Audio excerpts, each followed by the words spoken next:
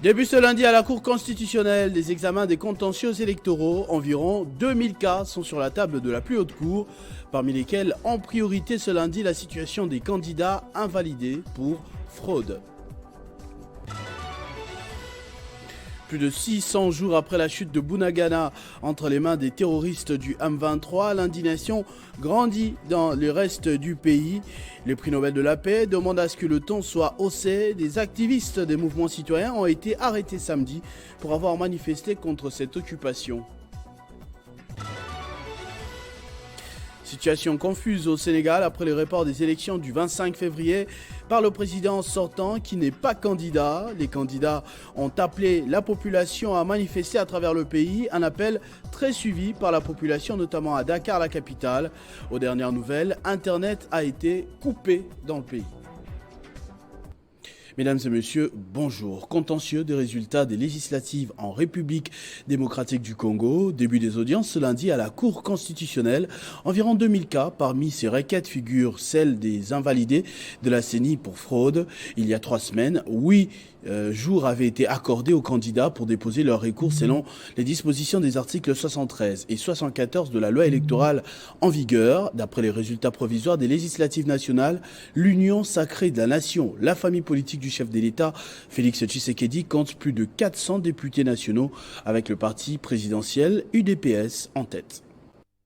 Environ 2000 requêtes ont été réceptionnées par les greffes de la Cour constitutionnelle dans le cadre des contentieux des résultats des législatives. La plupart des regroupements et partis politiques n'ayant pas déposé le recours au nom des arrangements au sein de leurs familles politiques respectives. Parmi les requêtes qui vont être analysées au cours de ces audiences, figure celle du gouverneur de Kinshasa, Jean-Tini Ngobila, de Colette Chumba, d'Evariste Bochab, de Ntingi Pololo, de Charles Mbutamoto, de Noël Botakile et bien d'autres candidats dont les résultats ont été annulés par la CENI pour fraude.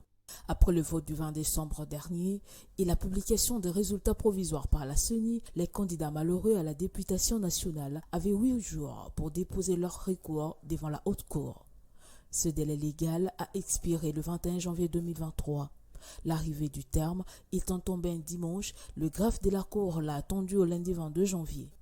La Haute Cour avait donc 7 jours à dater de l'expiration du délai des recours pour démarrer l'examen des contentieux des résultats. Calcul fait, c'est en principe le 29 janvier 2024 que la Cour constitutionnelle devrait lancer le procès sur les contestations des résultats de l'élection des députés nationaux en RDC.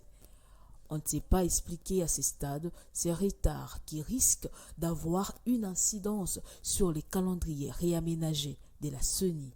Pour sa part, la Cour constitutionnelle a 2 mois pour boucler l'examen des contentieux des résultats des législatives. Conformément au calendrier réaménagé de la centrale électorale évoqué supra, cette étape des contentieux se clôture le 22 mars. Les résultats définitifs des législatives seront rendus publics le 23 mars 2024. La journée de ce lundi est aussi marquée par l'ouverture de la session inaugurale dans différentes assemblées provinciales du pays. À Kinshasa, les nouveaux élus ont déjà pris d'assaut la salle de plénière pour assister à cette cérémonie. Les représentants des Kinois auront d'énormes défis à relever quant à l'élaboration des édits susceptibles de permettre l'assainissement de la ville et la construction des infrastructures routières qui créent des vrais problèmes à Kinshasa. La 30e édition de la conférence internationale Indaba Mining démarre ce lundi à Cape Town, en République sud-africaine, sous le thème « Adopter le pouvoir du bouleversement positif, un nouvel avenir prometteur pour l'industrie minière en Afrique ». La forte délégation de la RDC est conduite par le Premier ministre Sama Lukonde.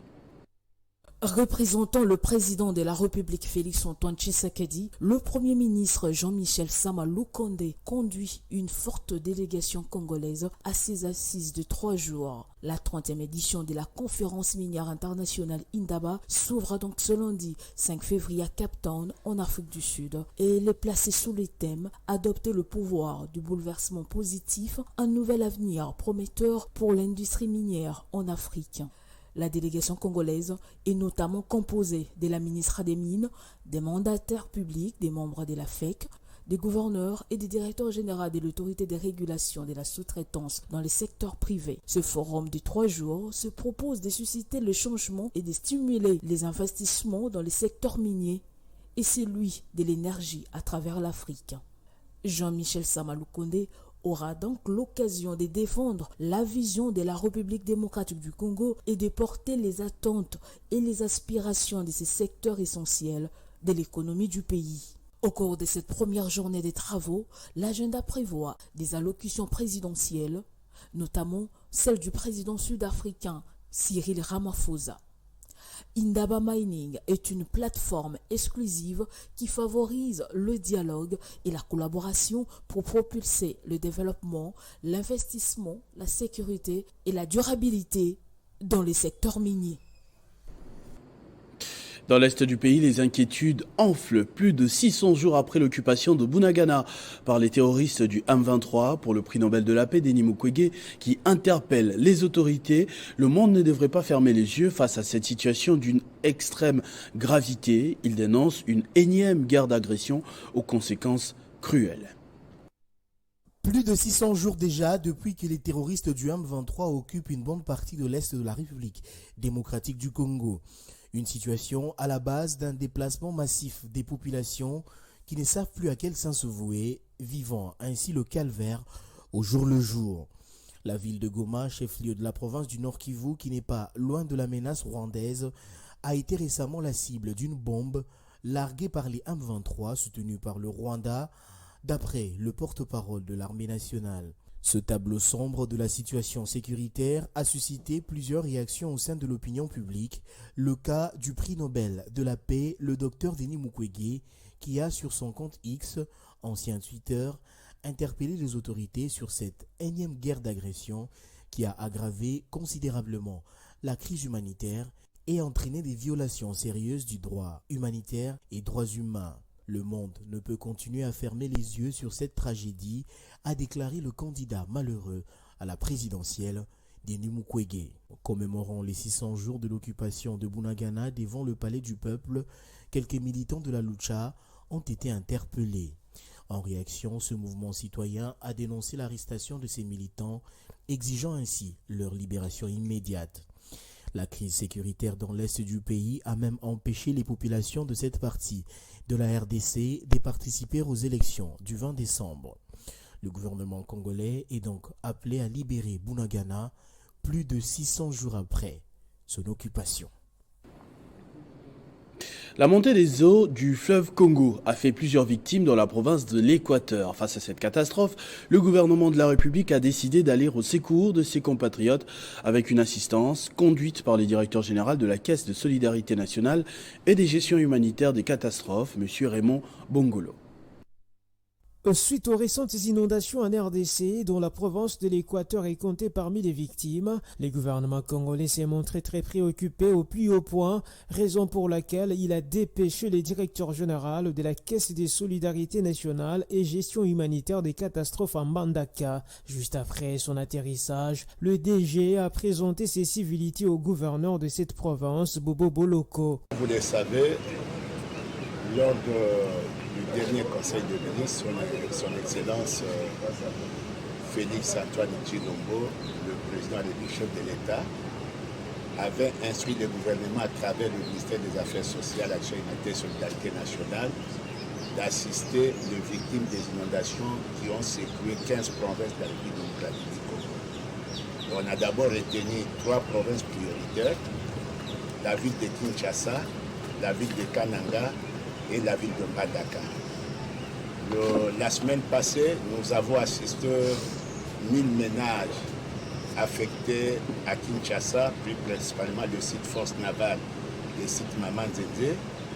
Hier, il y a une équipe qui est allée à Kananga pour assister les victimes des glissements de terrain qui ont eu lieu à Kananga. Et aujourd'hui, nous sommes en Mbandaka pour assister le ménage le plus vulnérable qui ont été secoués par les inondations de Mbandaka.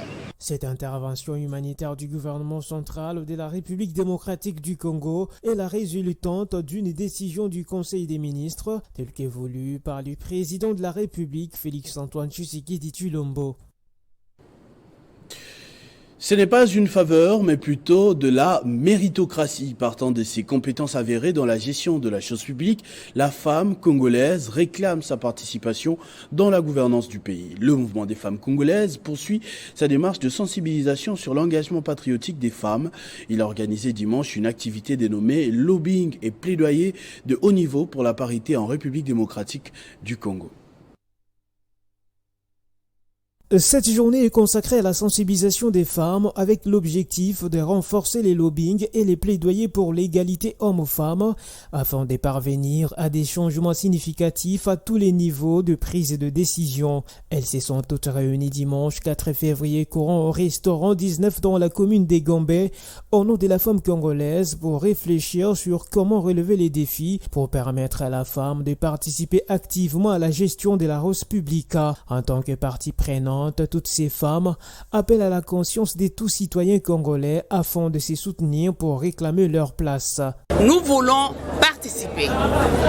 Ce n'est pas une faveur que nous demandons. Nous voulons être là.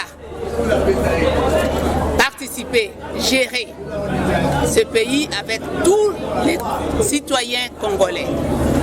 Et nous avons ce droit. Aujourd'hui, écoutez-nous.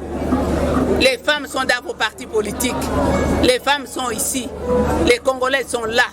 Elles ont les compétences. Nous voulons que le chef de l'État nous écoute et qu'il exige, comme il a fait dans le mandat passé, aux chefs des partis politiques de venir avec des listes paritaires, de mettre les femmes à leur place.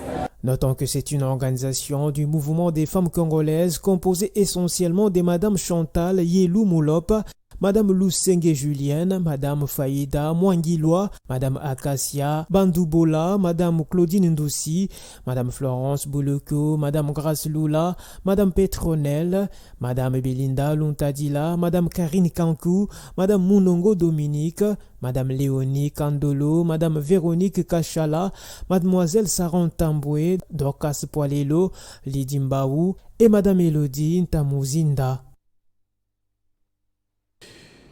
À l'occasion d'un échange de vœux qui s'est fait entre membres du parti politique Nouvelle Alliance des Générations pour la République, AGRN, l'interfédéral du parti, Éric Boigny-Mobali, a tenu à féliciter le président de la République, Félix Tshisekedi, pour sa réélection à la tête du pays. C'était également une occasion pour lui de réitérer sa détermination à œuvrer pour le développement et l'implantation du parti à travers la République. C'est ici l'occasion, au nom de l'interfédéral de l'AGRN Kinshasa, de féliciter le premier citoyen de la République démocratique du Congo, je cite, son Excellence Antoine Tshisekedi Tshilombo, qui je rends hommage le plus déférent et présente nos vives félicitations pour sa réélection. Je voudrais également exprimer ma gratitude à notre autorité morale, j'ai cité le professeur Adolphe Lumanu Moulenda Bwanantsef, qui, par son impulsion et son autorisation, nous avons pris cette initiative de nous rencontrer à ce lieu qui trouve l'expression de notre gratitude et reconnaissance. Je remercie tous les camarades membres de cadre AGRL pour le travail abattu pendant, voire même après les élections. Notre souhait est que cette année, la détermination continue, le bien-être de tous. C'est par votre travail acharné de nos camarades membres de cadre du parti AGRN qui a pu réaliser ce score et gagner un bon nombre de sièges à tous les niveaux. Cette activité d'aujourd'hui rentre dans le cadre d'échange de vœux et pour le cas d'espèce, nous sommes réunis ici dans le but de réitérer notre engagement à continuer d'œuvrer pour le rayonnement de notre cher parti, la Nouvelle Alliance des Générations pour la République AGRL. C'est là est notre devoir à tous et à chacun de nous. Quant à moi, comme président interfédéral de la nouvelle génération de la République AGRL, je m'engage à implanter AGRL dans tous les 4 districts et 24 communes, ensemble avec les fédéraux et les communaux. Au Sénégal, les premiers affrontements ont éclaté entre manifestants et agents de l'ordre après le report s'inédié par le président Macky Sall des élections prévues le 25 février. Les gendarmes dispersent à coups de gaz lacrymogène des centaines de personnes et essuient en échange des jets de pierre. Une situation confuse, inévitable après l'appel de plusieurs candidats à dire non à ce coup d'État inconstitutionnel. Le tout sans connexion Internet depuis ce matin. Le Sénégal est entré dans une zone de turbulence après l'annonce ce samedi du report à l'élection présidentielle par le président Macky Sall. Les premières émeutes ont éclaté ce dimanche à Dakar où les gendarmes ont dispersé à coups de gaz lacrymogène des centaines de personnes venues manifester contre le report de la présidentielle avant d'essuyer de jets de pierre. Des hommes et des femmes de tout âge agitant des drapeaux du Sénégal ou portant le maillot de l'équipe nationale de foot ont convergé en début d'après-midi vers un rond-point sur l'un des axes routiers principaux de la capitale à l'appel de plusieurs candidats. Des jeunes scandants Macky Sall dictateur ont entrepris de dresser de barrages avec des moyens de fortune. Plusieurs opposants et candidats à la présidentielle ont été arrêtés, à l'instar de Douada Diaye, l'un des candidats à la présidentielle, a posté sur les réseaux sociaux un message où il assure avoir été brutalisé par les forces de l'ordre et rapporte que certains de ses collaborateurs ont été arrêtés. Ce sont là les premières heures consécutives à l'annonce par le président Macky Sall du report de la présidentielle prévu principalement le 25 février. À cet effet, les députés doivent se réunir ce lundi pour examiner une proposition de loi pour le report de la présidentielle de 6 mois. Le texte doit être approuvé par les 3 sur 5 des 165 députés pour être validé. Ces débats s'annoncent comme un autre temps fort de la crise et l'approbation du texte ne semble pas acquise. Selon le code électoral, un décret fixant la date d'une nouvelle présidentielle doit être publié au plus tard 80 jours avant le scrutin, ce qui mènerait à fin avril dans le meilleur des cas. Le président Macky Sall risque ainsi d'être encore à son poste au-delà de l'échéance de son mandat prévu le 2 avril 2024. En sport, après avoir organisé les élections l'année passée, en 2024, la Fédération congolaise de Kyokushin a revu ses ambitions à la hausse pour redorer l'image de ce sport de combat, raison de la réunion technique organisée ce dimanche par Maître Freddy Tchingej, président de la Fédération et accompagné de quelques membres de son comité.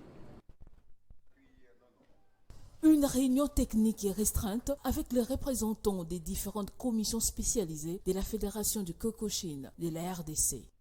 C'est Maître Freddy Tchingej, président de cette fédération, qui l'anime. Objectif, poser des bases solides pour la promotion des Kyokushin en République démocratique du Congo. D'abord, des élections où j'ai été reconduit avec certains membres de mon comité, bien qu'il y ait eu beaucoup de modifications.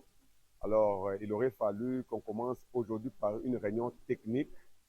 Donc, c'est le jour où j'ai présenté les différentes commissions spécialisées que moi-même j'ai conçues, en dehors des commissions traditionnelles connues presque dans toutes les commissions, parce que nous voulons avoir une fédération qui vit, une fédération qui a de l'avenir. Et une fédération qui a de l'avenir doit commencer par construire ce que nous appelons la fondation. Parce que s'il n'y a pas de fondation, nous allons régner pendant 1 année, pendant 2 ans, et après, nous allons encore disparaître ou bien nous retrouver dans les oubliettes. Donc, pour moi, cette construction que je commence, c'est comme tout un bâtiment qui permettra, c'est que tous les jours qu'on parle du Kyokushin, tous les jours que les gens se disent que non, où est-ce qu'ils étaient tout ce temps? L'homme est mis au centre des actions pour atteindre les objectifs. On ne comprend pas comment est-ce que la viabilité compliquée des sports. Parfois, on peut condamner l'État, pendant que nous aussi, nous avons les atouts. Nous avons le moyen à mettre sur place, les moyens techniques, organisationnels, pour permettre à ce que l'on parle de nous et que l'on développe la structure qui est aujourd'hui sous notre direction. Pour cette nouvelle année, à part l'organisation du championnat national, la Fédération congolaise des Kyokushin a revu ses ambitions à la hausse. Ce journal est terminé, je vous en rappelle tout de suite les principaux titres. Début ce lundi à la Cour constitutionnelle des examens des contentieux électoraux. Environ 2000 cas sont sur la table de la plus haute cour, parmi lesquels en priorité ce lundi la situation des candidats invalidés pour fraude. Plus de 600 jours après la chute de Bunagana, entre les mains des terroristes du M23, l'indignation grandit dans le reste du pays. Le prix Nobel de la paix, Denis Mukwege, demande à ce que le temps soit haussé. Des activistes de mouvements citoyens ont été arrêtés samedi pour avoir manifesté contre cette occupation.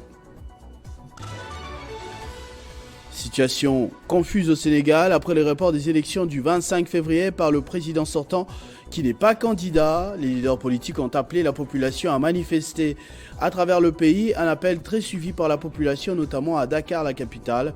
Aux dernières nouvelles, Internet a été coupé dans le pays. Ne nous quittez pas, la revue de presse de Benjamin Moudiata, c'est tout de suite.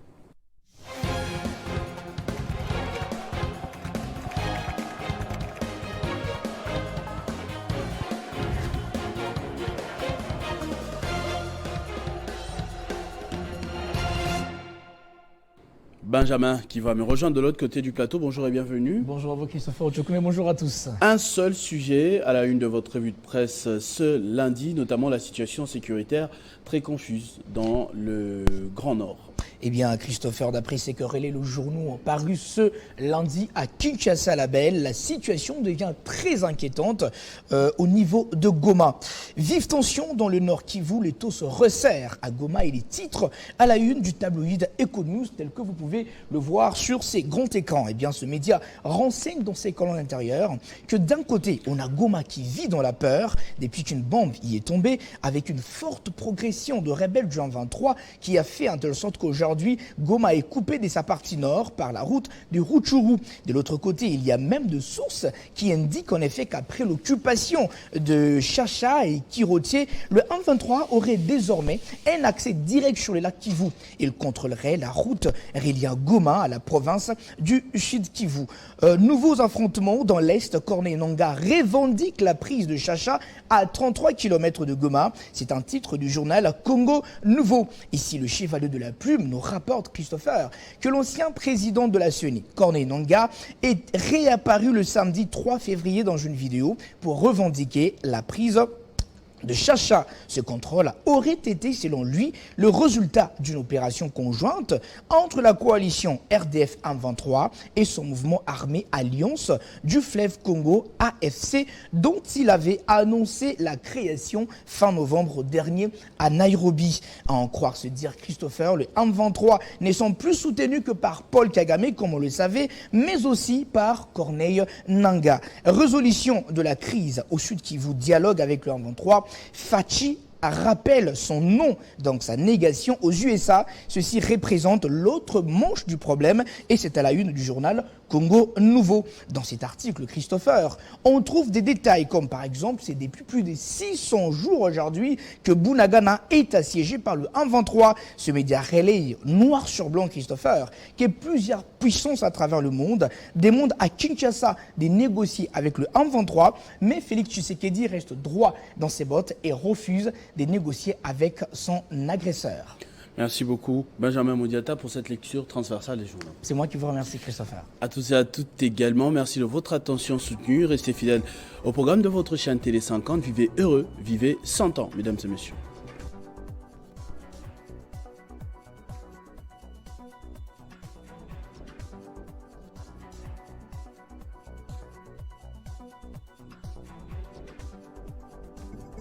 Retrouvez toute l'actualité en continu sur www.tele50.cd.